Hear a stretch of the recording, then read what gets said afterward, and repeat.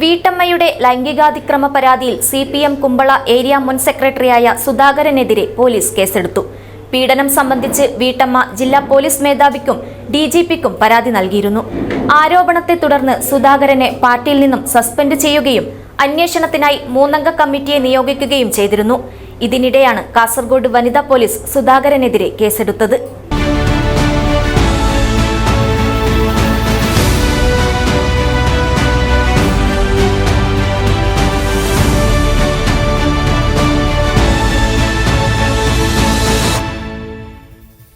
നാൽപ്പത്തിയെട്ടുകാരിയായ വീട്ടമ്മയെ ലൈംഗിക പീഡനത്തിന് ഇരയാക്കിയെന്ന പരാതിയിൽ CPM കുമ്പള ഏരിയ മുൻ സെക്രട്ടറിയും നിലവിൽ എൻമകജെ പഞ്ചായത്ത് അംഗവുമായ ഇച്ചിലമ്പാടി സ്കൂൾ അധ്യാപകൻ S. സുധാകരനെതിരെ കാസർഗോഡ് വനിതാ പോലീസ് കേസെടുത്തു.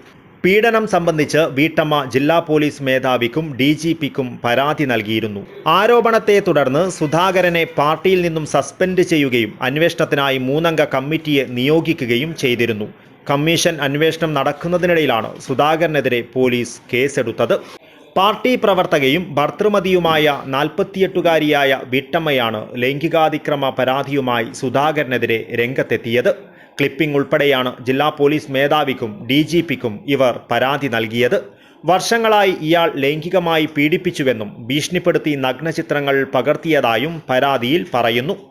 തന്നെ മാത്രമല്ല തൻ്റെ കുടുംബത്തെയും ഇയാൾ ഭീഷണിപ്പെടുത്തി വരികയാണെന്നും പരാതിയിൽ ആരോപിക്കുന്നുണ്ട്. സംഭവം വലിയ വിവാദത്തിന് തന്നെ തിരികൊളുത്തിയ പശ്ചാത്തലത്തിൽ പരാതിയിൽ നിയമാനുസൃതമായ അന്വേഷണം വേണമെന്ന ആവശ്യം ശക്തമായി ഉയർന്നിരുന്നു. ഈ സാഹചര്യത്തിലായിരുന്നു സുധാകരനെ പാർട്ടിയിൽ നിന്നും സസ്പെൻഡ് ചെയ്തത്.